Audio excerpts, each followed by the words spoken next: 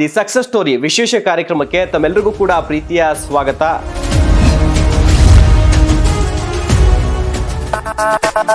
Love ಆ ಥರದ್ದೆಲ್ಲ ಏನಾದ್ರು ಇತ್ತೆ ಸರ್ ನಿಮ್ಗೂ? ಕಾಮನ್ ಅಲ್ವಾ ಸರ್ ಅದೆಲ್ಲ?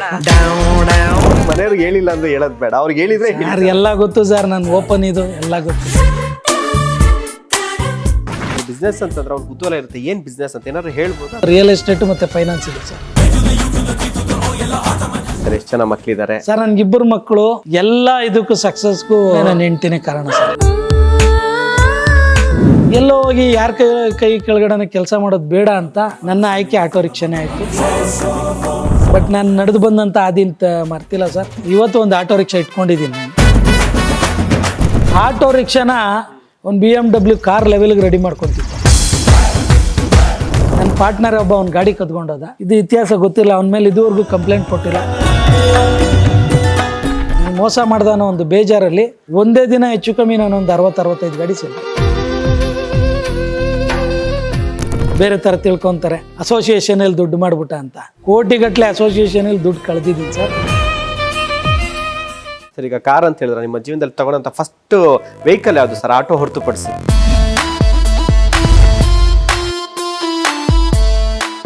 ವೀಕ್ಷಕರೇ, ಸಕ್ಸಸ್ ಸ್ಟೋರಿ ಈ ಒಂದು ಕಾರ್ಯಕ್ರಮದಲ್ಲಿ ಕಳೆದ ಎಪಿಸೋಡ್ಗಳಲ್ಲಿ ಕರ್ನಾಟಕ ಚಾಲಕರ ಒಕ್ಕೂಟದ ಒಂದು ಸಕ್ಸಸ್ ಸ್ಟೋರಿ ಬಗ್ಗೆ ಮಾತನಾಡಿದ್ದು.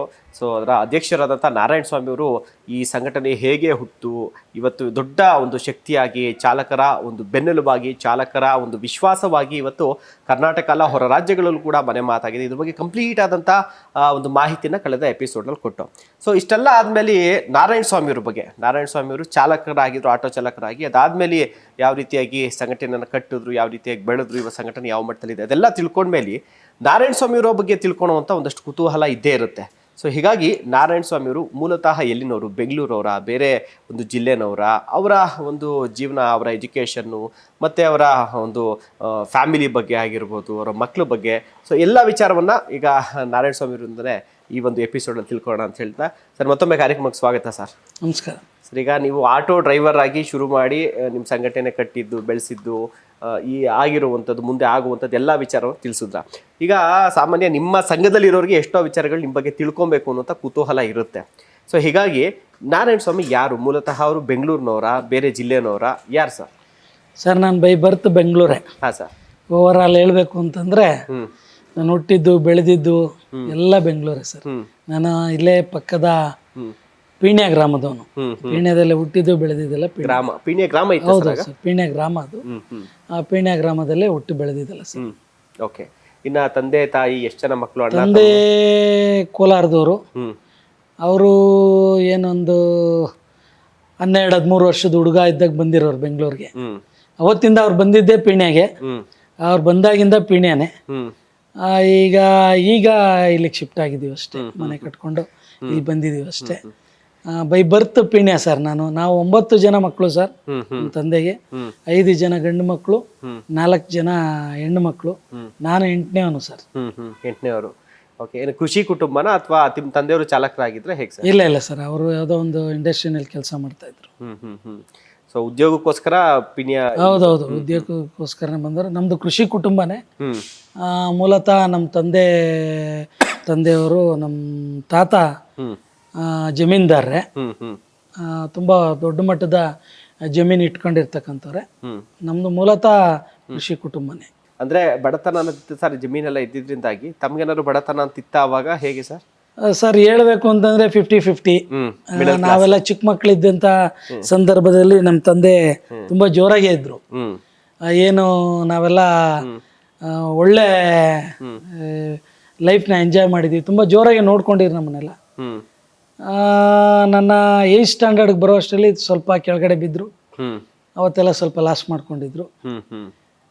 ಅದಾದ್ಮೇಲೆ ನಾವು ಬೆಳೆದ್ಮೇಲೆ ನಮ್ಗೇನು ತೊಂದರೆ ಇಲ್ಲ ಸರ್. ನಾವು ಬಿಸ್ನೆಸ್ಸಲ್ಲಿ ತುಂಬ ಚೆನ್ನಾಗಿ ಇದು ಮಾಡ್ಕೊಂಡು ಬಂದ್ವಿ. ಓಕೆ. ತಂದೆ ತಾಯಿ ಎಲ್ಲ ಎಲ್ಲಿದ್ದಾರೆ ಸರ್ ಇವಾಗ? ಸರ್ ತಂದೆ ಇಲ್ಲ, ತಾಯಿನೂ ಬೆಂಗಳೂರಿನವ್ರೆ. ತಾಯಿ ಇಲ್ಲೇ ಕಗಿಲಿಪುರದವರು, ತಾಯಿ ಬೆಂಗಳೂರಿನವ್ರೆ. ತಾಯಿ ನನ್ನ ಜೊತೆಲೇ ಇದ್ದಾರೆ. ಸರ್. ಮತ್ತೆ ನಿಮ್ಮ ಎಜುಕೇಶನ್ ಎಲ್ಲ ಸರ್ ಎಲ್ಲ ಆಯ್ತು? ಗೌರ್ಮೆಂಟ್ ಸರ್, ನಾನು 1 to 7th Peenya. Sir government school sir, government school. 8 to 10 ಪೀಣ್ಯನೇ, hmm first PU second PU Peenya ಕಾಲೇಜೇ, ಹ್ಮ್ ಮತ್ತು after degree hmm Basaveshwara college, hmm Rajajinagar Basaveshwara college sir. College. ಅಲ್ಲಿ ಡಿಗ್ರಿ ಕಂಪ್ಲೀಟ್ ಆಗಿದೆ. ಓಕೆ. ಸೊ ಡಿಗ್ರಿ ಕಂಪ್ಲೀಟ್ ಆದ್ಮೇಲೆ ನೀವು ಎಲ್ಲರ ಕೆಲ್ಸಕ್ಕೆ ಹೋಗಿದ್ರಾ ಅಥವಾ ಆಟೋ ಡ್ರೈವಿಂಗ್ ಮಾಡಿದ್ರಾ ಸರ್, ಹೇಗೆ? ಸರ್ ಇಲ್ಲ, ನಾನು ಎಲ್ಲೂ ಕೆಲಸ ಮಾಡಿಲ್ಲ ಸರ್. ಹ್ಮ್ ಅಂದರೆ ಈ ಕಾಲೇಜು ಹಾಲಿಡೇಸ್ನಲ್ಲಿ ಸಣ್ಣ ಪುಟ್ಟ ಕೆಲ್ಸಕ್ಕೆ ಹೋಗ್ತಿದ್ದೋ. ಹ್ಮ್ ಬಟ್ ನಾನು ಡಿಗ್ರಿ ಮುಗಿದ್ಮೇಲೆ ನನ್ನ ಆಯ್ಕೆ ಆಟೋ ರಿಕ್ಷಾನೇ ಆಗಿತ್ತು. ಯಾಕೆ ಅಂತಂದರೆ ನಾನು ಡಿಗ್ರಿ ಮಾಡೋ ಅಂಥ ಸಂದರ್ಭದಲ್ಲಿ PU ಇಂದನೇ ಸ್ವಲ್ಪ ಸಣ್ಣ ಪುಟ್ಟ ಬಿಸ್ನೆಸ್ ಮಾಡ್ಕೊಂಡಿದ್ದೆ. ಹ್ಮ್ ಡಿಗ್ರಿಗೆ ಹೋಗೋವಾಗೆ ನನ್ನ ಹತ್ರ 2 ಆಟೋ ಇತ್ತು ಸರ್. ಡಿಗ್ರಿಗೆ. ಯಾಕಂದರೆ ಡಿಗ್ರಿ ಫೈನಲ್ ಇಯರ್ ಆಗೋಷ್ಟರಲ್ಲೇ ನನ್ನ ಹತ್ರ 2 ಆಟೋ ರಿಕ್ಷಾ ಇತ್ತು. ಸಣ್ಣ ಪುಟ್ಟ ಫೈನಾನ್ಸು ಮತ್ತು ಅದು ಇದು ವ್ಯವಹಾರ ಮಾಡಿ ದುಡ್ಡಿತ್ತು. ದುಡ್ಡಲ್ಲಿ 2 ಆಟೋ ರಿಕ್ಷಾ ತೊಗೊಂಡಿದ್ದೆ. ಆಟೋ ರಿಕ್ಷಾ ಗೊತ್ತಲ್ಲ ನಿಮಗೆ, ಆಟೋ ರಿಕ್ಷಾ ತೊಗೊಂಡಿದ್ರು ಕ್ರೇಜ್ ಇತ್ತು, ಓಡಿಸ್ತಾನೂ ಇದ್ದೆ. ಬಟ್ ಡ್ರೈವರ್ಸ್ ಇಲ್ಲದೆ ಇರೋವಾಗ ಡಿಗ್ರಿ ಲೆವೆಲಲ್ಲೇ ಓಡಿಸ್ತಿದ್ದೆ. ಮತ್ತು ಡಿಗ್ರಿ ಬಿಟ್ಟ ಮೇಲೆ ತುಂಬ ಚೆನ್ನಾಗಿತ್ತು ಸರ್ ಆಟೋ ರಿಕ್ಷಾದಲ್ಲಿ ಬಿಸ್ನೆಸ್ಸು. ಎಲ್ಲೋ ಹೋಗಿ ಯಾರ ಕೈ ಕೆಳಗಡೆ ಕೆಲಸ ಮಾಡೋದು ಬೇಡ ಅಂತ ನನ್ನ ಆಯ್ಕೆ ಆಟೋ ರಿಕ್ಷಾನೇ ಆಯಿತು. ಆಟೋ ರಿಕ್ಷಾ ಆದಮೇಲೆ ನಾನು ಹೆಚ್ಚು ಕಮ್ಮಿ ಒಂದು 30 ರಿಂದ 40 ಆಟೋ ರಿಕ್ಷಾ ಇಟ್ಟೆ. 40. ಅವತ್ತೆಲ್ಲ ಶಿಫ್ಟಿಂಗು ಹಳಬರಿಗೆಲ್ಲ ಗೊತ್ತಿರ್ತದೆ. ಅವತ್ತೊಂದು 70 ರಿಂದ 80 ಜನ ಚಾಲಕರಿದ್ರು. ನೈಟು ಡೇ ಶಿಫ್ಟ್ ಇತ್ತು. ಅವತ್ತೆಲ್ಲ ಚೆನ್ನಾಗಿತ್ತು ಸರ್. ಆಟೋ ರಿಕ್ಷಾದಲ್ಲಿ ಜೀವನ ಪ್ರಾರಂಭ. ಒಂದು 80 ಜನ ಚಾಲಕರ ಜೊತೆ ಒಡನಾಟ ಇತ್ತು ಅವತ್ತು. 45 ಗಾಡಿ ಓನರು. ಅದಾದ್ಮೇಲೆ ಮತ್ತೆ 45 ಗಾಡಿ ಓನರ್ ಇದ್ದಾಗ ಸರ್ ಹೆಚ್ಚು ಕಮ್ಮಿ ಒಂದು 25-26 ವರ್ಷ ಅನ್ಕೊಂತೀನಿ. 26 ವರ್ಷಕ್ಕೆ ಒಳ್ಳೆ ಮಟ್ಟದಲ್ಲೇ ಇದ್ವಿ. ಅದನ್ನ ಬಿಸ್ನೆಸ್ಸು ಜೊತೆಲಿತ್ತು ಸರ್. ಮತ್ತೆ ಅದಾದ್ಮೇಲೆ ನಾನು ಕ್ಯಾಬ್ಗೆ ಹೋದೆ, ಇಂಡಿಕಾ ತಗೊಂಡೆ, ಟಾಟಾ ಸುಮೋ, ಕ್ವಾಲಿಸು, ಇದೇ ಥರ ಚೇಂಜ್ ಆಗಿ ಟೆಂಪೋ ಟ್ರಾವೆಲರು ಮತ್ತು ಮ್ಯಾಕ್ಸಿ ಕ್ಯಾಬು ಈ ಲೆವೆಲ್ವರೆಗೂ ಹೋದೆ. ಎಲ್ಲ ಥರದ ವೆಹಿಕಲ್ಸ್ನು ಇಟ್ಟೆ. ಇಟ್ಟ ಮೇಲೆ ಮತ್ತೆ ನಾನು ಅಕ್ವೇರಿಯಮ್ಮು ಮಾಡ್ತಾ ಇದ್ದೆ. ಅಕ್ವೇರಿಯಂ ಒಳ್ಳೆ ಬಿಸ್ನೆಸ್ ಮಾಡ್ತಾ ಇದ್ದೆ ತುಂಬ ಚೆನ್ನಾಗಿ. ಯಾಕಂದರೆ ಥ್ರೂಔಟ್ ಇಂಡಿಯಾ ಸಪ್ಲೈಯರ್ ಇದ್ದೆ ನಾನು. ತುಂಬ ಚೆನ್ನಾಗಿ ಅದರಲ್ಲೂ ಒಳ್ಳೆ ದುಡ್ಡಿದೆ ನಾನು ಅಕ್ವೇರಿಯಮಲ್ಲಿ. ಅವಾಗೆಲ್ಲ ನಿಮಗೆ ಗೊತ್ತಿರ್ಬೋದು, ಅಕ್ವೇರಿಯಮಲ್ಲಿ ಒಳ್ಳೆ ದುಡ್ಡಿತ್ತು. ಪ್ಲಸ್ ವೆಹಿಕಲಲ್ಲೂ ನಂಗೆ ಒಳ್ಳೆ ದುಡ್ಡಿತ್ತು. ಒಳ್ಳೆ ದುಡ್ಡು ವೆಹಿಕಲ್ ಲೈನಲ್ಲಿ ತುಂಬ ದುಡ್ದಿದ್ದೀವಿ ಸರ್. ಸುಳ್ಳು ಹೇಳ್ಬಾರ್ದು. ಅವತ್ತೆಲ್ಲ ನಮ್ಮ ಚಾಲಕರು ತುಂಬ ನಿಯತ್ತಾಗಿ ಕೆಲಸಗಳು ಮಾಡ್ತಾ ಇದ್ರು. ನಮಗೂ ಅಷ್ಟೇ ಪ್ರಾಫಿಟ್ ಇತ್ತು. ಇವತ್ತು ಆ ಲೈಫ್ ನೋಡೋಕ್ಕಾಗಲ್ಲ. ತುಂಬ ಒಳ್ಳೆ ಪ್ರಾಫಿಟ್. ಅವತ್ತು ದುಡ್ದಂಥ ದುಡ್ಡು ನಾನು ಬಿಸ್ನೆಸ್ ಚೇಂಜ್ ಮಾಡ್ಕೊಂಡಿರೋದ್ರಿಂದ ಇವತ್ತು ಈ ಒಂದು ಐಷಾರಾಮಿ ಲೈಫ್ ಲೀಡ್ ಮಾಡೋದಕ್ಕೆ ಸಹಾಯ ಆಯಿತು. ಅವತ್ತು ದುಡ್ದಂಥ ದುಡ್ಡೇ ನಾನು ಅವತ್ತು ಏನು ದುಡ್ದಿದ್ದೆ ಅದು ಬಂಡವಾಳವಾಗಿ ಪರಿವರ್ತನೆ ಮಾಡಿಕೊಂಡು ನಾನು ಒಂದು ಬಡವರ ಸೇವೆ ಮಾಡೋದಕ್ಕೆ ಸಾಧ್ಯ ಆಯಿತು ಸರ್. ಓಕೆ. ಇನ್ನು ಸರ್ ಈಗ ಕಾಲೇಜ್ ಡೇಸಲ್ಲಿ ಲವ್ ಆ ಥರದ್ದೆಲ್ಲ ಏನಾರು ಇತ್ತೆ ಸರ್ ನಿಮ್ಗೂ? ಎಲ್ಲ ಕಾಮನ್ ಅಲ್ವಾ ಸರ್ ಅದೆಲ್ಲ. ಮನೆಯವ್ರಿಗೆ ಹೇಳಿಲ್ಲ ಅಂದ್ರೆ ಹೇಳೋದು ಬೇಡ, ಅವ್ರಿಗೆ ಹೇಳಿದ್ರೆ ಎಲ್ಲ ಗೊತ್ತು ಸರ್. ನನ್ ಓಪನ್ ಇದು ಎಲ್ಲ ಗೊತ್ತು. ನಮ್ಮ ಮನೆಯವ್ರಿಗೆ ನಾನು ನಮ್ಮ ಮಿಸ್ಸಸ್ ಫ್ರೆಂಡ್ ತರ ಇದೀವಿ ಸರ್. ಎಲ್ಲ ನಮ್ಮ ಮಿಸ್ಸಸ್ ಹತ್ರ ಶೇರ್ ಮಾಡ್ತೀನಿ ಸರ್. ಏನು ಬಿಟ್ಟಿಲ್ಲ, ಶೇರ್ ಮಾಡಿದ್ದೀನಿ. ಓಕೆ. ಅಂದ್ರೆ ಅರೇಂಜ್ ಮ್ಯಾರೇಜ್ ಅಥವಾ ಲವ್ ಮ್ಯಾರೇಜ್ ಸರ್ ಮೇಡಮ್ ಅವ್ರದ್ದು? ಒಂಥರ ಅರೇಂಜ್ ವಿತ್ ಲವೇ. ಓಕೆ. ಫಸ್ಟ್ ಫ್ರೆಂಡ್ ಆಗಿ ಅದೇ ಅನ್ಕೊಳ್ಳಿ. Okay sir. ಯಾವ ವರ್ಷದ ಸರ್ ಮದುವೆ ಎಲ್ಲ ಆಗಿತ್ತು ತಮ್ಮದು? ಸರ್ ನಾನು 99 ಮಾರ್ಚ್ ಸರ್. 99 ಮಾರ್ಚಲ್ಲಿ. Okay sir. ಮಕ್ಳು ಬಗ್ಗೆ ಸರ್ ಎಷ್ಟು ಜನ ಮಕ್ಳಿದ್ದಾರೆ ಸರ್? ನನ್ಗಿಬ್ಬರು ಮಕ್ಕಳು. ದೊಡ್ಡ ಮಗ ಈಗ MBA ಮಾಡ್ತಾ ಇದ್ದಾನೆ. ಚಿಕ್ಕ ಮಗ ಈಗ ಸೆಕೆಂಡ್ PU ಆಯಿತು, ಡಿಗ್ರಿ ತೊಗೊಂಡಿದ್ದಾನೆ, ಡಾಟಾ ಸೈನ್ಸ್ ತೊಗೊಂಡಿದ್ದಾನೆ ಈಗ. ಗಂಡು ಮಕ್ಕಳು? ಹೌದು, ಇಬ್ಬರು ಗಂಡು ಮಕ್ಕಳು ಸರ್. ಒಂದು ಹೆಣ್ಮಗು ಇರ್ಬೇಕಿತ್ತು ಅಂತ ಅನ್ಸುತ್ತೆ ಸರ್. ನಿಜವಲ್ಲ, ಮಿಸ್ಸಸ್ಗೆ ಮಹೇಶ್ ಸರ್ ಇಲ್ದೇ ಇರೋವಾಗ, ಮನೇಲಿ ಯಾರು ಕೆಲಸ ಮಾಡದೇ ಇರೋವಾಗ ಆ ಫೀಲ್ ತುಂಬಾ ದೊಡ್ಡದಾಗುತ್ತೆ. ಇರ್ಬೇಕಿತ್ತು ಸರ್ ಒಂದು ಹೆಣ್ಮಗು ಬೇಕು ಸರ್. ಯಾವತ್ತೂ ನಂಗೆ ತುಂಬಾ ಪ್ರೀತಿ. ಹೆಣ್ಣು ಮಗು ಬೇಕು ಸರ್, 100% ಹೆಣ್ಮಗು ಬೇಕು. ಏನ್ ಮಾಡಿ ಸರ್, ಈಗ ಒಂದೊಂದು ಇರುತ್ತೆ ಸರ್. ಈಗ ಮದ್ವೆ ಆದ್ಮೇಲೆ ನನ್ನ ಲೈಫ್ ಚೇಂಜ್ ಆಯ್ತು ಅಂತೇಳಿ. ಬಟ್ ನಿಮ್ ಲೈಫ್ ಫೈನಾನ್ಷಿಯಲಿ ಮದ್ವೆಗೆ ಮುಂಚೆನೂ ಚೆನ್ನಾಗಿತ್ತು, ಮದ್ವೆ ಆದ್ಮೇಲೆ ಚೆನ್ನಾಗಿ. ಮದ್ವೆ ಆದ್ಮೇಲೆ ಏನ್ ಚೇಂಜಸ್? ಇಲ್ಲ ಸರ್, ಫೈನಾನ್ಷಿಯಲಿ ಅಂತಂದ್ರೆ ಅಲ್ಲಿಂದ ಅಲ್ಲಿಗೆ ಇತ್ತು. ಮದ್ವೆ ಆದ್ಮೇಲೆ ತುಂಬಾ ಚೇಂಜಸ್ ಆಯ್ತು ಸರ್. ನಮ್ಮ ಎಲ್ಲ ಇದಕ್ಕೂ ಸಕ್ಸಸ್ಗೂ ನಿಜ ಹೇಳ್ಬೇಕು ಅಂದ್ರೆ ನನ್ನ ಹೆಂಡ್ತಿನೇ ಕಾರಣ ಸರ್. ಹೆಸರು ಹೇಳಿಲ್ಲ ನೋಡಿ ನೀವು. ಮಹಾಲಕ್ಷ್ಮಿ ಅಂತ ಸರ್. ಎಲ್ಲ ನಮ್ಮನ್ನ ತಿದ್ದಿ, ಗೊತ್ತಲ್ಲ ಸರ್, ನಾನು ಫಸ್ಟ್ ಹೇಳಿದ್ ನಿಮ್ಗೆ ಸ್ವಲ್ಪ ಮುಂಗೋಪಿ. ನನ್ ಹುಡುಗರು ಸವಾಸ ಹೆವಿ ಇತ್ತು, ತುಂಬಾ ಇದು. ಅವತ್ತೆಲ್ಲ ತಿದ್ದಿ ನಮ್ಮನ್ನ ಒಳ್ಳೆ ರೀತಿಯಲ್ಲಿ ತಗೊಂಬಂದಿದ್ದು ನಮ್ಮ ಮಿಸ್ಸಸ್ ಸರ್. ಎಲ್ಲ ಸಕ್ಸಸ್ ಅವ್ರಿಗೆ ಸೇರ್ಬೇಕು. ಇವತ್ತೇನಾದ್ರೂ ಸಮಾಜದಲ್ಲಿ ಒಂದು ಗೌರವಯುತವಾಗಿ ಹೋಗ್ತಾ ಇದೀವಿ ಅಂದ್ರೆ ಈ ಒಂದು ನಡೆಗೆ ಅವರ ಕೊಡುಗೆ ಅಪಾರ ಸರ್. ಯಾಕಂದ್ರೆ ಜೊತೆಲಿ ನಿಂತು ಅಂದ್ರೆ ಹೌಸ್ ವೈಫು, ಹೊರಗಡೆ ಎಲ್ಲೂ ಬಂದಿಲ್ಲ, ತುಂಬಾ ಸಾಫ್ಟು, ತುಂಬಾ ಇದು ಹೇಳ್ಬಾರ್ದು, ಎಲ್ಲೂ ಹೊರಗಡೆ ಒಬ್ರ ಹತ್ರ ನನ್ನ ಮಿಸ್ಸಸ್ ಬಗ್ಗೆ ನಾನು ಹೇಳ್ಬೇಕು ಅಂದ್ರೆ ಒಬ್ರ ಹತ್ರ ಇದುವರೆಗೂ ವಿರೋಧನೆ ಕಟ್ಕೊಂಡಿಲ್ಲ, ಜಗಳ ಮಾಡ್ಕೊಂಡಿಲ್ಲ, ಹೊರಗಡೆ ಯಾವತ್ತೂ ಒಬ್ಬಂಟಿಯಾಗಿ ಓಡಾಡಿಲ್ಲ. ಏನು ಅವ್ರ ಮದ್ವೆ ಆದ ದಿನದಿಂದ ಇವತ್ತವರೆಗೂ ನನ್ನ ಜೊತೆ ಬಿಟ್ರೆ ಹೊರಗಡೆ ಎಲ್ಲೂ ಓಡಾಡಿಲ್ಲ, ಅವ್ರ ತಂದೆ ತಾಯಿ ಜೊತೆನೂ ಓಡಾಡಿಲ್ಲ. ತುಂಬಾ ಸಕ್ಸಸ್ಗೆ ಅವರೇ ಕಾರಣ ಸರ್. ಈಗ ಈ ಪೊಲಿಟಿಷಿಯನ್ಸ್ಗೆ ಅಂದ್ರೆ ನಾಯಕರು ಅಂತ ಬಂದಾಗ ಅದು ಸಂಘಟನೆ ಆಗಿರ್ಬೋದು, ರಾಜಕೀಯ ಆಗಿರ್ಬೋದು, ನಾಯಕರು ಅಂದ್ರೆ ಒಂದು ಕಂಪ್ಲೇಂಟ್ ಸಾಮಾನ್ಯವಾಗಿ ಇದ್ದೇ ಇರುತ್ತೆ. ನಮಗೆ ಟೈಮ್ ಕೊಡಲ್ಲ ಇವರು ಮನೆಯಲ್ಲಿ, ಯಾವಾಗಲೂ ಕೂಡ ಜನಸೇವೆ ಸಂಘಟನೆ ಅನ್ಕೊಂಡು ಓಡಾಡ್ತಿರ್ತಾರೆ, ನಮ್ಗೆ ಟೈಮೇ ಕೊಡಲ್ಲ ಅಂತ ಕಂಪ್ಲೇಂಟ್ ಇರುತ್ತೆ. ನಿಮ್ಮಲ್ಲಿ ಆ ಕಂಪ್ಲೇಂಟ್ ಇದೆಯಾ ಸರ್? ಸರ್ ಅವರು ಸಾಫ್ಟ್ ನೇಚರ್ ಆಗಿರೋದ್ರಿಂದ ಅದೇನು ಕೇಳಲ್ಲ, ಕೇಳ್ತಾರೆ. ಅದು ಎಲ್ಲರೂ ಹೋಗ್ಬೇಕಾದ್ರೆ, ಫಂಕ್ಷನ್ಗಳಿಗೆ ಹೋಗ್ಬೇಕಾದ್ರೆ, ಮತ್ತೆ ಮನೇಲಿ ಫಂಕ್ಷನ್ ಇರ್ಬೇಕಾದ್ರೆ ಯಾವಾಗಲೂ ನಾನು ಫೋನಲ್ಲಿ ಬ್ಯುಸಿ, ಇಲ್ಲ ಹೊರಗಡೆ ಓಡಾಡ್ತಿರ್ತೀನಿ. ಅಸೋಸಿಯೇಷನಲ್ಲೂ ಸರ್ ಕರೆದಾಗೆಲ್ಲ ಹೋಗ್ತಾ ಇರಬೇಕು. ಆಮೇಲೆ ಮಿಡ್ ನೈಟ್ ಎಲ್ಲ ಎದ್ದೋಗ್ತೀನಿ ಸರ್, ನೈಟ್ ಎಲ್ಲ ಫೋನಲ್ಲಿ ಮಾತಾಡ್ತಿರ್ತೀನಿ, ಡಿಸ್ಟರ್ಬ್ ಆಗುತ್ತೆ. ಯಾವುದೇ ರೀತಿ ತೊಂದರೆ ಕೊಟ್ಟಿಲ್ಲ ಸರ್. ಓವರ್ ಆಲ್ ಹೇಳ್ಬೇಕು ಅಂದ್ರೆ ಯಾವುದೇ ರೀತಿ ತೊಂದರೆ ಕೊಟ್ಟಿಲ್ಲ ಸರ್. ಯಾಕಂದ್ರೆ ಅವ್ರಿಗೂ ಗೊತ್ತು ಬಡವ್ರ ಬಗ್ಗೆ ಸ್ವಲ್ಪ ಕಾಳಜಿ ಇದೆ ಸರ್. ಯಾಕಂದ್ರೆ ನಾನು ಮದುವೆ ಆಗಿದ್ದು ಬಡ ಕುಟುಂಬದಿಂದನೇ. ಒಂದು ದೊಡ್ಡ ಶ್ರೀಮಂತರ ಖಾನ್ದಾನ್ ಅವ್ರದ್ದು, ಹೇಳ್ಕೊಬಾರ್ದು, ದೊಡ್ಡ ಮನುಷ್ಯರ ಮೊಮ್ಮಗಳು, ಅದನ್ನೆಲ್ಲ ಇಲ್ಲಿ ಮಾಧ್ಯಮದಲ್ಲಿ ಹೇಳ್ಬಾರ್ದು. ಅವರು ದೊಡ್ಡ ಕುಟುಂಬ, ದೊಡ್ಡ ಶ್ರೀಮಂತರ ಕುಟುಂಬನೇ, ಆದ್ರೂ ನನ್ನ ಸಹಿಸ್ಕೊಂಡಿದ್ದಾರೆ ಅಂದ್ರೆ ತುಂಬಾ ಗ್ರೇಟ್ ಸರ್. ಓಲಿ ನಿಮ್ಗಾದ್ರು ಫೀಲ್ ಆಗಿದೆಯಾ ಸರ್, ನಾನು ಒಂಚೂರು ನನ್ನ ಮಕ್ಳಿಗೆ, ನನ್ನ ವೈಫ್ಗೆಲ್ಲ ಟೈಮ್ ಕೊಡಬೇಕಿತ್ತು ಕುಟುಂಬಕ್ಕೆ? ಯಾಕಂದ್ರೆ ಮಕ್ಕಳು ನೋಡ್ತಾ ದೊಡ್ಡವ್ರು ಆಗೋಗಿರ್ತಾರೆ. ಎಲ್ಲೋ ಆ ಮಕ್ಕಳದು ಆ ಚೈಲ್ಡ್ಹುಡ್ ಲೈಫು, ಆ ಸ್ಟಾರ್ಟಿಂಗ್ ಮದುವೆ ಆದಂಥ ಟೈಮು, ಅವೆಲ್ಲವೂ ಕೂಡ ಎಲ್ಲೋ ನಾನು ಸ್ವಲ್ಪ ಟೈಮ್ ಕೊಡಬೇಕಿತ್ತು ಫ್ಯಾಮಿಲಿಗೆ, ಮತ್ತೆ ವೈಫ್ಗೆ, ಮತ್ತೆ ಮಕ್ಳಿಗೆ ಅಂತ ಅನ್ಸಿದೆ ಸರ್? ಯಾವ ತರ ಫೀಲ್ ಆಗಿದೆ? ಸಮಯ ಸಿಕ್ದಾಗೆಲ್ಲ ಟೈಮ್ ಕೊಟ್ಟಿದ್ದೀನಿ ಸರ್ ಅವ್ರಿಗೆ. ಅಂದ್ರೆ ಅವ್ರು ಬಯಸ್ದಾಗ ಟೈಮ್ ಕೊಟ್ಟಿಲ್ಲ ಅಷ್ಟೇ, ನನಗೆ ಫ್ರೀ ಇದ್ದಾಗ ಅವ್ರಿಗೆಲ್ಲ ಟೈಮ್ ಕೊಟ್ಟಿದ್ದೀನಿ. ಆಮೇಲೆ ನನ್ನ ಇಬ್ಬರು ಮಕ್ಕಳು ಸರ್ ನನಗೆ ಒಳ್ಳೆ ಫ್ರೆಂಡ್ಸ್ ತರ ಇದಾರೆ ಸರ್. ಹೌದು, ಇಲ್ಲ ನೋಡಿದ್ರೆ ಗೊತ್ತಾಗ್ತಿದೆ. ನಾನೇನೋ ಅವ್ರ ಹತ್ರ ನನ್ನ ತಂದೆ ಅಂತ ಆಟಿಟ್ಯೂಡ್ ಏನು ತೋರಿಸಿಲ್ಲ, ಆ ತರ ಏನು ನಾನು ಹ್ಯಾಂಡ್ಲ್ ಮಾಡಿಲ್ಲ ಸರ್ ಅವ್ರನ್ನ. ನನ್ನ ಇಬ್ಬರು ಮಕ್ಕಳನ್ನು ನನ್ನ ತಂದೆ ಅನ್ನೋ ತರ ಹ್ಯಾಂಡ್ಲ್ ಮಾಡಿಲ್ಲ, ಫ್ರೆಂಡ್ಸ್ ತರನೇ ಟ್ರೀಟ್ ಮಾಡಿದ್ದೀನಿ. ಅವ್ರೇನು ಒಂದು ಮೆಜಾರಿಟಿ ಬರೋ ಅಷ್ಟರಲ್ಲೇ ನಮ್ಗೊಂಥರ ಫ್ರೆಂಡ್ಶಿಪ್ ಫೀಲ್ ಆಗ್ಬಿಟ್ಟಿತ್ತು. ಜೊತೆಲೇ ಇರ್ತಿದ್ರು. ನಮ್ ದೊಡ್ಡ ಮಗ ಯಾವಾಗಲೂ ಜೊತೆಲೇ ಇರ್ತಾನೆ, ಚಿಕ್ಕ ಮಗನು ಯಾವಾಗಲೂ ಬರ್ತಾನೆ. ಬಟ್ ಅವನ ಎಜುಕೇಶನ್ ಅಲ್ಲಿ ತುಂಬಾ ಟ್ಯಾಲೆಂಟೆಡ್, ಒಳ್ಳೆ ಎಜುಕೇಟೆಡ್, ಚೆನ್ನಾಗಿ ಅವನ ಎಜುಕೇಶನ್ಗೆ ತುಂಬಾ ಒತ್ತು ಕೊಡ್ತಾನೆ ಚಿಕ್ಕ ಮಗ. ಅದರಿಂದ ಸ್ವಲ್ಪ ಓಡಾಡೋದು ಕಮ್ಮಿ. ದೊಡ್ಡ ಮಗ ಯಾವಾಗ್ಲೂ ಬಿಸ್ನೆಸ್ ಇಂದ ಹಿಡಿದು ಇವತ್ತು ಅವನು MBA ಓದ್ತಾ ಇದ್ರು ಸರ್. ನನ್ನ ಬಿಸ್ನೆಸ್ ಅಲ್ಲಿ ಸಾಥಿದೆ ಸರ್. ಇವತ್ತು ನಾನಿಲ್ಲಿ ಅದೊಂದು ಹೇಳ್ಬೇಕು, ನನ್ನ ಮಗನ ಕೊಡುಗೆನೂ ಇದೆ ಸರ್. ಯಾಕೆಂದ್ರೆ ಅವನು ಸೆಕೆಂಡ್ PU ಆದ್ಮೇಲೆ ಸಂಪೂರ್ಣವಾಗಿ ನಮ್ಮ ಆಫೀಸ್ ಮೇಂಟೈನ್ ಮಾಡೋಂಥ ಕೆಲಸವನ್ನು ಮಾಡ್ತಾ ಇದ್ದಾನೆ. ಇವತ್ತು 99% ನನ್ನ ಬಿಸ್ನೆಸ್ ಎಲ್ಲ ಅವನೇ ನೋಡ್ಕೊತಾನೆ. ನಾನೆಲ್ಲ 1 or 2% ಬಿಸ್ನೆಸ್ ಬಗ್ಗೆ ಆಸಕ್ತಿ, ಯಾವ್ದು ದೊಡ್ಡದು ಅದೆಲ್ಲ ಮಾಡ್ಕೊಂತೀನಿ ಅಷ್ಟೇ.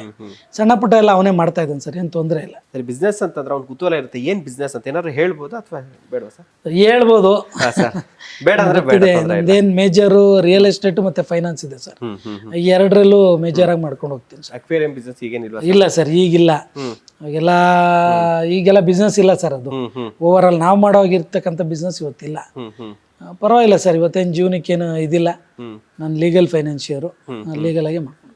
ಅದಕ್ಕೆ ಮೋಸ್ಟ್ಲಿ ಆ ಅಕ್ವೇರಿಯಂ ಬಿಸ್ನೆಸ್ ಇಂದು ಕೂಡ ನೀವು ಫೈನಾನ್ಷಿಯಲಿ ಮೇಲೆತ್ತದಂತ ಒಂದು ಟೈಮ್ ಇತ್ತು, ತುಂಬಾ ಸಾಥ್ ಕೊಡ್ತು ಸರ್. ಅದಕ್ಕೆ ನಿಮ್ಮ ಮನೆ ಎಂಟ್ರೆನ್ಸ್ ಅಲ್ಲಿ ಹೌದು ಸರ್, ಅದ್ರ ನೆನಪೇ ಸರ್ ಅದು. ಅದ್ರ ನೆನಪು.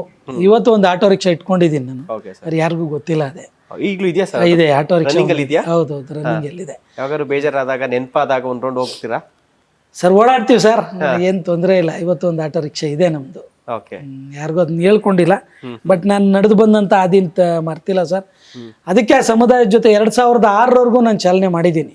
2006 ನಂತರ ಏನೋ ಒಂದು ಬೇಜಾರಿಗೆ ಅದು ಹೇಳ್ಬಾರ್ದು, ನನ್ನ ಜೊತೆಲಿರ್ತಕ್ಕಂಥ ಆಟೋನಲ್ಲಿ ಡೇ ನೈಟ್ ಓಡಿಸ್ತಿದ್ವಿ ಇಬ್ರು. ನನ್ನ ಪಾರ್ಟ್ನರ್ ಒಬ್ಬ ಅವ್ನ ಗಾಡಿ ಕದ್ಕೊಂಡೋದ. ಇದು ಇತಿಹಾಸ ಗೊತ್ತಿಲ್ಲ, ಅವನ ಮೇಲೆ ಇದುವರೆಗೂ ಕಂಪ್ಲೇಂಟ್ ಕೊಟ್ಟಿಲ್ಲ. ಆ ಗಾಡಿನ ಹುಡ್ಕೋಕ್ಕೂ ಹೋಗಿಲ್ಲ ನಾನು. ಯಾಕೆ ಅಂತಂದ್ರೆ ನನ್ನ ಪಾರ್ಟ್ನರು ತುಂಬಾ ಜೊತೆಲಿ, ಅಂದ್ರೆ ಪಾರ್ಟ್ನರ್ ಅಂದ್ರೆ ಬಿಸ್ನೆಸ್ ಪಾರ್ಟ್ನರ್ ಅಲ್ಲ, ಡೇ ಅಂಡ್ ನೈಟ್ ಓಡಿಸೋಂತ ಒಬ್ಬ ಇವನು. ನಾನು ತುಂಬಾ ಅವ್ನ್ ಏನಾದ್ರು ತೊಂದರೆ ಆಗಿದ್ಯಾ ಅಂತ ನೋಡಿದೆ, ತೊಂದರೆ ಏನಾಗಿಲ್ಲ ಅನ್ಕೊಂತೀನಿ. ಗಾಡಿ ತಗೊಂಡೋಗ್ಬಿಟ್ಟ ಒಂದು ಆಟೋ ರಿಕ್ಷಾ, ನಾನು ತುಂಬಾ ಪ್ರೀತಿಸಿದಂತ ಆಟೋ ರಿಕ್ಷಾ. ನಾನು ತುಂಬಾ ಗಳಿಸಿದಂಥ ಆಟೋ ರಿಕ್ಷಾ ಅದು. ತುಂಬಾ ಚೆನ್ನಾಗಿ ಆಗಿನ ಕಾಲದಲ್ಲೇ ಅದಕ್ಕೆ ಹೆಚ್ಚು ಕಮ್ಮಿ ಒಂದು 60-70 ಸಾವಿರ ರೂಪಾಯಿ ಖರ್ಚು ಮಾಡಿದ್ದೆ. ನಮ್ದು ಆಟೋ ರಿಕ್ಷಾ ಎಲ್ಲ ತುಂಬಾ ಸ್ಟೈಲಿಶ್ ಆಗಿ ಇಟ್ಕೊಂತಿದ್ವಿ. ನಮ್ ಕಾರ್ಸ್ ಎಲ್ಲ ನೋಡ್ರವ್ರಿಗೆ ಗೊತ್ತು, ನಮ್ ಡ್ರೈವರ್ಗಳು ಇವತ್ತು ಇದನ್ನೆಲ್ಲ ನೋಡಿದ್ರೆ ಗೊತ್ತಾಗ್ತದೆ ಅವ್ರಿಗೆ. ತುಂಬಾ ಇವತ್ತೇನ್ ನನ್ನ ಕಾರ್ಗಳು ಇಲ್ಲಿ ಇದೇ ಮೇಂಟೆನೆನ್ಸ್ ನಂದು ಆಟೋ ರಿಕ್ಷಾ ಮತ್ತೆ ಕಾರ್ಗಳೆಲ್ಲ. 3 years ಮೇಲೆ ಯಾವ್ದು ಕಾರ್ ಇಟ್ಟಿಲ್ಲ, ಯಾವ್ದು ಆಟೋ ರಿಕ್ಷಾ ಇಡ್ತಿರ್ಲಿಲ್ಲ, ಎಲ್ಲ ಹೊಸ ಗಾಡಿಗಳನ್ನೇ ಇಡ್ತಿದ್ದು. ಆಟೋ ರಿಕ್ಷಾನ ಕಳ್ತನ ಮಾಡ್ಕೊಂಡು ಹೋಗ್ಬಿಟ್ಟ. ಕಳ್ತನ ಅಂತಂದ್ರೆ ಅದನ್ನ ಕಳ್ತನ ಅಂತ ಹೇಳೋಕ್ಕೂ ಬೇಜಾರಾಗ್ತದೆ. ತಗೊಂಡೋಗ್ಬಿಟ್ಟ, ಅವ್ನಿಗೇನ್ ಪ್ರಾಬ್ಲಮ್ ಇತ್ತೋ ಗೊತ್ತಿಲ್ಲ. ನನ್ಗೆ ಮೋಸ ಮಾಡ್ದ ಅನ್ನೋ ಒಂದು ಬೇಜಾರಲ್ಲಿ ಒಂದೇ ದಿನ ಹೆಚ್ಚು ಕಮ್ಮಿ ನಾನು ಒಂದು 60-65 ಗಾಡಿ ಸೇಲ್ ಮಾಡ್ಬಿಟ್ಟೆ ಒನ್ ಡೇ. ಹೌದು, ಅದೊಂದೇ ಬೇಸರದಲ್ಲ. ಅವ್ನು ಕೇಳಿದ್ರೆ ಫ್ರೀಯಾಗಿ ಕೊಡ್ತಿದ್ದೆ ಆ ಗಾಡಿನ. ಅವ್ರು ದುಡ್ದಿದ್ರು ನನ್ನ ಜೊತೆ ನನ್ನ ಡ್ರೈವರ್ಸ್ ದುಡ್ದಿದ್ದಾರೆ. ಅವ್ರು ಬಾಡಿಗೆ ಕೊಟ್ಟಿದ್ದಾರೆ, ಬಟ್ ದುಡ್ದಿದ್ದಾರೆ ಸರ್. ಅದನ್ನ ನಾನು ಬಾಡಿಗೆ ಅಂತ ಹೇಳಲ್ಲ ಸರ್, ಅವ್ರ ಶ್ರಮ ಅವ್ರ ಪಟ್ಟಿ ನಮಗೆ ಸಹಾಯ ಮಾಡಿರೋದಕ್ಕೆ ನಾವು ಇಲ್ಲಿ ಬಂದಿರ್ತಕ್ಕಂಥದ್ದು. ಅದಕ್ಕೆ ಚಾಲಕರ ಮೇಲೆ ಅಪಾರವಾದ ಪ್ರೀತಿ ಸರ್. 93ರಿಂದ ನಾನು ಸತತವಾಗಿ ಅದಕ್ಕಿಂತ ಹಿಂದೆಯಿಂದನೂ ಚಾಲಕರ ಜೊತೆ ಇದ್ದೆ. ಬಟ್ ನಾನು ಎಲ್ಲ ಸ್ಟೇಟಲ್ಲಿ ನನ್ನ ಫ್ರೆಂಡ್ಸು ಒಂದು 3 ಜನ ಈ ಗೂಡ್ಸ್ ವೆಹಿಕಲ್ ಡ್ರೈವರ್ಸು, ಅವ್ರ ಜೊತೆ ಥ್ರೂಔಟ್ ಇಂಡಿಯಾ ಓಡಾಡಿದ್ದೀನಿ. ಥ್ರೂಔಟ್ ಇಂಡಿಯಾ ಗೂಡ್ಸ್, ಹೌದು ಲಾರಿಗಳೆಲ್ಲ ಕ್ಯಾಂಟ್ರು 407 ಈ ಗಾಡಿಗಳಲ್ಲಿ. ಲಾರಿ ಏನಿರ್ಲಿಲ್ಲ ಅವ್ರದ್ದು. ಮತ್ತೆ ಗತ್ತಿ ಅಂತ ಅವಾಗ ಕೊರಿಯರ್ ಇದು ಬಂದಿತ್ತು, ಗತ್ತಿಗೆ ಟ್ರಿಪ್ ಮಾಡ್ತಿದ್ವಿ. ನಾವು ತುಂಬಾ ಕಷ್ಟಪಟ್ಟಿದ್ವಿ ಸರ್. ಅವ್ರ ಜೊತೆ ಎಲ್ಲ ಓಡಾಡಿದ್ನಿ. ಡ್ರೈವಿಂಗ್ ಲೈನ್ ಅವಾಗಲೇ ನನ್ನ ಏನು ಕಾಲೇಜ್ ಡೇಸಲ್ಲೇ ನನ್ನ ಡ್ರೈವರ್ ಜೊತೆಲೇ ಇದ್ದಿದ್ದು. ಆ ಲೈನ್ ನಂಟು ತುಂಬಾ ಚೆನ್ನಾಗಿದೆ ಸರ್. ನಾನು ಬೇಸಿಕಲಿ ತುಂಬಾ ಚೆನ್ನಾಗಿ ಅರ್ತಿದ್ದೀನಿ ಸರ್. ಇವತ್ತು ನನ್ನ ಕಾರಲ್ಲೇ ನಿಂತರೂ ರನ್ ಮಾಡಿ ತಗೊಂಬರೋ ಅಷ್ಟು ಕೆಪಾಸಿಟಿ ಇವತ್ತು ಇದೆ ಸರ್. ನಾನು ಕಾರ್ ಬಗ್ಗೆ ತುಂಬಾ ಅಪಾರವಾಗಿ ಗೊತ್ತು. ಮೆಕ್ಯಾನಿಕಲ್ ಗೊತ್ತಿದೆ 100% ಗೊತ್ತು ಸರ್.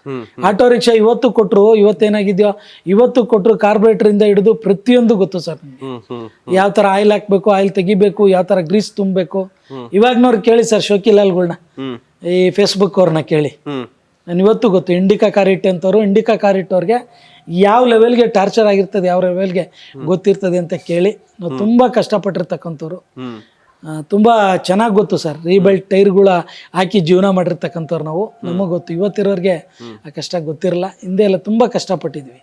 ಫಾರೆಸ್ಟ್ಗಳಲ್ಲಿ ಗಾಡಿಗಳು ನಿಂತಿರೋವಾಗೂ ನಾವಲ್ಲಿ ಇದು ಮಾಡಿಕೊಂಡು ತಾಕತ್ತಾಗಿ ತಗೊಂಬಂದಿರೋ ಅಂತ ಇತಿಹಾಸ ತುಂಬಾ ಇದೆ. ಇವಾಗಿರೋರು ಈ ಲೈಫ್ ನೋಡ್ಬಿಟ್ಟು ಅವರು ಹಾಗೆ ಹೀಗೆ ಅಂತ ಹೇಳ್ತಾರೆ. ಹಿಂದೆ ನನ್ನ ಜೊತೆಲಿದ್ದವ್ರಿಗೆ ನನ್ಗೆ ಗೊತ್ತು, ನಾನು ಎಂತ ಕಷ್ಟಜೀವಿ ಅಂತ ಗೊತ್ತು. ನಮ್ಮ ಹತ್ರ ಯಾವ್ದು ಹ್ಯಾಬಿಟ್ಸ್ ಇರ್ಲಿಲ್ಲ ಸರ್. ಅದನ್ನ ತುಂಬಾ ಗಾಡಿಗಳು ತಗೊಂತಿದ್ದೋ ಶೋಕಿ ನಮ್ಗೆ.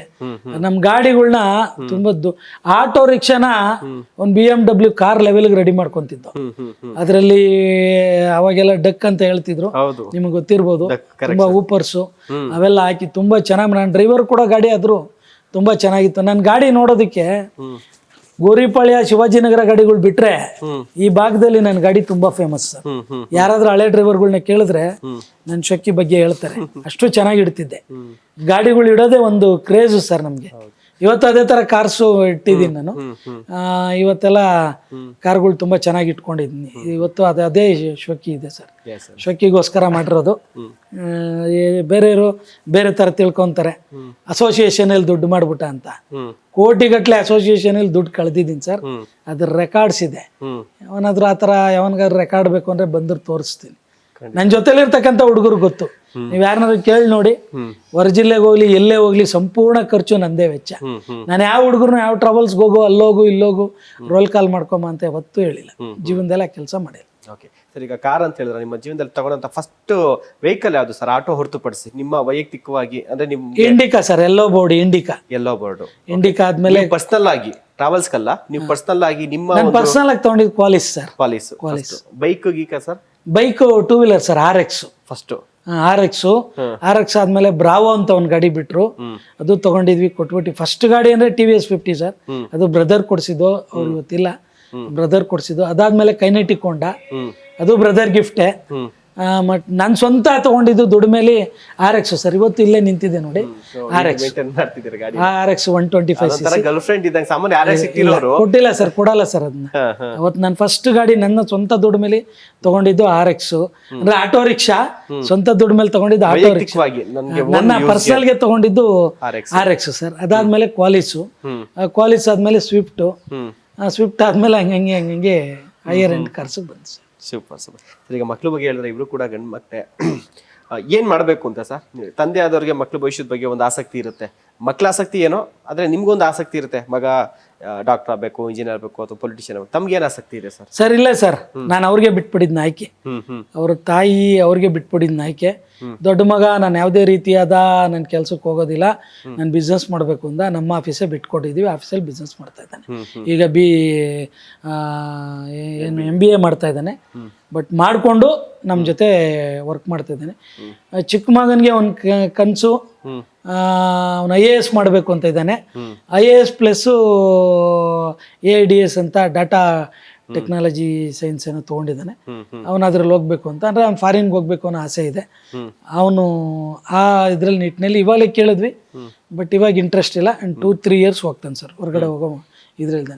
ನಾವು ಟೋಟಲಿ ಓವರ್ ಆಲ್ ಮಕ್ಕಳನ್ನ ಒಂದು ಏನು ಅಂತಂದರೆ ತಂದೆನೋ ಒಂದು ಕಂಟ್ರೋಲಲ್ಲಿ ಇಟ್ಕೊಂಡು ಇದು ಮಾಡು ಅದು ಮಾಡು ಅಂತ ಹೇಳಿಲ್ಲ ಸರ್.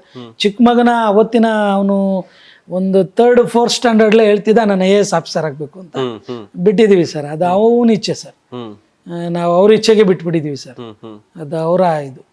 ನಿಮ್ಗೇನಾದ್ರು ಇಬ್ರು ಮಕ್ಳು ಯಾರೋ ಒಬ್ಬ ಈ ತರ ಆಗ್ಬೇಕು ಅನ್ನೋದು ನಿಮ್ಗೇನು ಆಸಕ್ತಿ ಏನಾದ್ರು ಸರ್? ಇವಾಗ ಏನಾಗ್ತದೆ, ನಮ್ಮ ಬಗ್ಗೆ ನಮ್ಮ ತಂದೆ ಏನು ಕನ್ಸ್ಕೊಂಡಿದ್ರೋ ಗೊತ್ತಿಲ್ಲ, ನಾನು ಈಗ ಆಗ್ತೀನಿ ಅಂತ ಅವ್ರಿಗೂ ಗೊತ್ತಿರಲಿಲ್ಲ ಅಲ್ವಾ. ಅದೆಲ್ಲ ಚೇಂಜಸ್ ಆಗ್ತದೆ. ನಾವೇನೇ ಕನ್ಸ್ಕೊಂಡ್ರು ಸರ್, ಅವನ ಮೈಂಡ್ನಲ್ಲಿ ಏನಿದೆ, ಅವನೇನು ಮಾಡಬೇಕು ಅಂತಿರ್ತಾನೆ ಅದನ್ನ ಮಾಡೇ ತೀರ್ತಾರೆ ಸರ್. ನಮ್ಮ ಮೈಂಡ್ ಪ್ರಕಾರ ನಾವು ಹೇಳಿದ್ರೆ ಏರಿದ್ರೆ ಸುಮ್ಮನೆ ಏನೋ ಒಂದು ಇದಕ್ಕೆ ಕಾಟಾಚಾರಕ್ಕೆ ಓದ್ಬೋದು ಸರ್ ಅಷ್ಟೇ, ಬಟ್ ಆಗಲ್ಲ ಸರ್. ಓಕೆ, ಈಗ ಹಾಗಾದ್ರೆ ಈ ಕರ್ನಾಟಕ ಚಾಲಕರ ಒಕ್ಕೂಟ ನಾರಾಯಣ ಸ್ವಾಮಿ ಆದ ಬಳಿಕ ನಿಮ್ಮ ಕುಟುಂಬದವ್ರು ಯಾರು ಕೂಡ ಅದನ್ನ ಇಲ್ಲ ಸರ್, ನನ್ನ ಕುಟುಂಬಕ್ಕೆ ಇದನ್ನ ಕೊಡಲ್ಲ ಸರ್. ಯಾಕೆ ಅಂತಂದ್ರೆ ಇದನ್ನ ಕಟ್ಟಿರ್ತಕ್ಕಂಥವ್ರು ನಮ್ಮ ಸ್ನೇಹಿತರುಗಳು, ಅವ್ರಿಗೆ ಆಸೆ ಇರ್ತದೆ. ನನ್ನ ಜೊತೆಲಿ ಇವತ್ತಿದ್ದಾರೆ. ನಾನು ಈಗಾಗಲೇ ಕೇಳ್ತಾ ಇದ್ದೀನಿ ತಗೊಳ್ಳಿ ಅಂತ.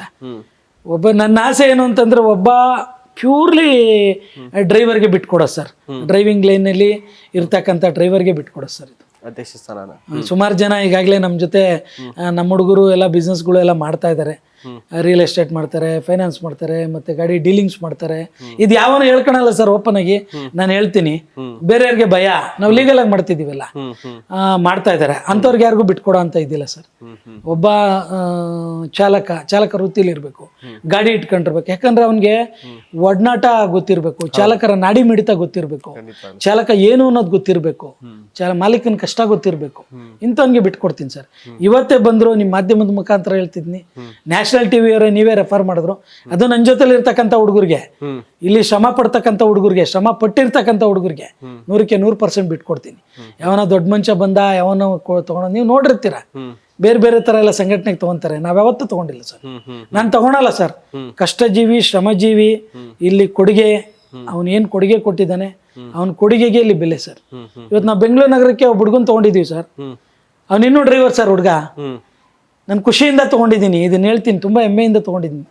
ಯಾಕೆ ಅಂತಂದ್ರೆ ಅವ್ನು ನಾಡಿ ಮಿಡಿತ ಗೊತ್ತು ಸರ್, ಚಾಲಕ ನಾಡಿ ಮಿಡಿತ ಗೊತ್ತು, ತುಂಬಾ ಚೆನ್ನಾಗಿ ಕೆಲಸ ಮಾಡ್ತಾರೆ. ನಿಮ್ ಜೊತೆ ಇರ್ತಕ್ಕಂಥ ಎಲ್ಲ ಹುಡುಗರು ಡ್ರೈವರ್ಗಳು ಸರ್, ಅವ್ರಿಗೆಲ್ಲ ನಾಡಿ ಮಿಡಿತಗಳು ಗೊತ್ತು ಸರ್. ಅಂತ ಹುಡುಗರನ್ನ ಸ್ಟೇಟ್ ಕಮಿಟಿಗೆ, ಮತ್ತೆ ಜಿಲ್ಲಾ ಕಮಿಟಿಗೆ, ಮತ್ತೆ ಇಲ್ಲಿ ಬೆಂಗಳೂರು ನಗರಕ್ಕೆ, ಎಲ್ಲ ತಾಲೂಕುಗಳಿಗೆ ಎಲ್ಲ ಡ್ರೈವರ್ಗಳನ್ನ ಆಯ್ಕೆ ಮಾಡಿದ್ದೀವಿ ಸರ್. ಬೇರೆ ಯಾರನ್ನೂ ಆಯ್ಕೆ ಮಾಡಿಲ್ಲ. ದುಡ್ಡಿರ್ತಕ್ಕಂಥವ್ರನ್ನ ತಗೊಂಡ್ರು ನಾವು ತಗೊಂಡಿರ್ತೀವಿ. ಈ ಸಂಘಟನೆಗೆ ಸ್ವಲ್ಪ ಹೆಲ್ಪ್ ಮಾಡೋದಕ್ಕೆ, ಬಡವ್ರಿಗೆ ಏನೋ ಸಹಾಯ ಮಾಡೋದಕ್ಕೆ ತಗೊಂಡಿದೀವಿ. ಬಟ್ ಅವರೆಲ್ಲ ಡ್ರೈವರ್ಗಳೇ ಸರ್. ಓವರ್ ಆಲ್ ಹೇಳ್ಬೇಕು ಅಂದ್ರೆ ನನ್ನ ಜೊತೆ ಯಾರು ವಿತೌಟ್ ಡ್ರೈವರ್ ಇಲ್ಲ ಸರ್. ಡ್ರೈವಿಂಗ್ ಮಾಡ್ಕೊಂಡು ರಿಟೈರ್ಮೆಂಟ್ ತಗೊಂಡು ಜೊತೆಲಿದ್ದಾರೆ ಹೊರ್ತು, ಬೇರೆ ಬಿಸ್ನೆಸ್ ಆಯ್ಕೆ ಮಾಡ್ಕೊಂಡ್ರೆ ಹೊರ್ತು ಡ್ರೈವಿಂಗ್ ಬಗ್ಗೆ ಗೊತ್ತಿಲ್ಲದೆ ಇರೋನು ಒಬ್ಬನೂ ಇಲ್ಲ ಸರ್. ಇದುವರೆಗೂ ನಾನು ಯಾರೋ ಪೊಲಿಟಿಷಿಯನ್ಸ್ನ, ಬಿಸ್ನೆಸ್ ಮ್ಯಾನ್ನ, ಇವ್ರನ್ನ ಯಾರನ್ನೂ ಕರ್ಕೊಂಬಂದು ನಾನು ಇಟ್ಕೊಂಡಿಲ್ಲ ಸರ್, ಇಟ್ಕೊಳೋದಿಲ್ಲ ಸರ್. ಡ್ರೈವಿಂಗ್ ಬಗ್ಗೆ ಅರಿವಿರ್ತಕ್ಕಂಥವ್ರು, ಡ್ರೈವರ್ ಬಗ್ಗೆ ಗೊತ್ತಿರ್ತಕ್ಕಂಥವ್ರನ್ನ ಇಟ್ಕೊಂಡಿದ್ದೀನಿ ಸರ್. ತಗೊಳೋದೇ ಅಂತವ್ರನ್ನ ಸರ್. ಯಾವ ಕೋಟಿಗಟ್ಟಲೆ ಇದ್ರು ನೋಡಿದಿರಲ್ಲ, ಗೌರವಾಧ್ಯಕ್ಷರು, ಅಧ್ಯಕ್ಷರು ಯಾರೋ ಬೇರೆಯವ್ರು ಕರ್ಕೊಂಬರ್ತಾರೆ. ಇಲ್ಲ ಸರ್, ನನಗೆ ಸಂಘಟನೆ ಬಗ್ಗೆ ಅರಿವಿರಬೇಕು, ಚಾಲಕನ ಬಗ್ಗೆ ಗೊತ್ತಿರಬೇಕು, ಮಾಲಕಿನ ಬಗ್ಗೆ ಗೊತ್ತಿರಬೇಕು ಅಂತವ್ರನ್ನೇ ಕರ್ಕೊಂಡು